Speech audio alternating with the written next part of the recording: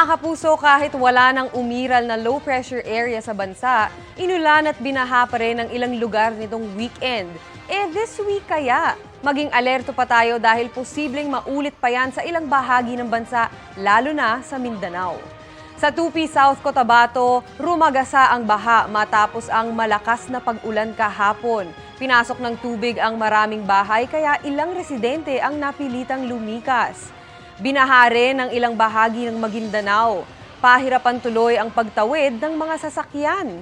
Ang mga pag-ulan sa Mindanao ay dulot ho ng Intertropical Convergence Zone o ITCZ.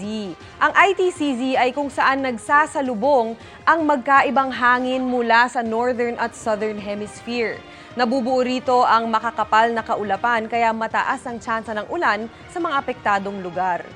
May mga pag-ulan din na naitala sa Luzon katulad ng Cavite, kung saan mistulang shower ang kisame dahil sa pagtagas ng tubig sa isang fast food chain. Makikita ring binahana ang sahig ng kainan at nawalan pa yan ng kuryente. Ang malalakas na ulan, pagkidlat at pagkulog ay dulot ng localized thunderstorms na posibleng maranasan ulit sa ilang lugar bukas. Base sa datos ng Metro Weather, uulanin ang ilang bahagi ng Luzon bukas sa Northern Luzon, Central Luzon, Calabarzon, Bicol Region at Mimaropa. Sa Metro Manila naman, hapon din inaasahan ng mga pag-ulan. Posibleng malawakan na ang ulan pagsapit ng gabi.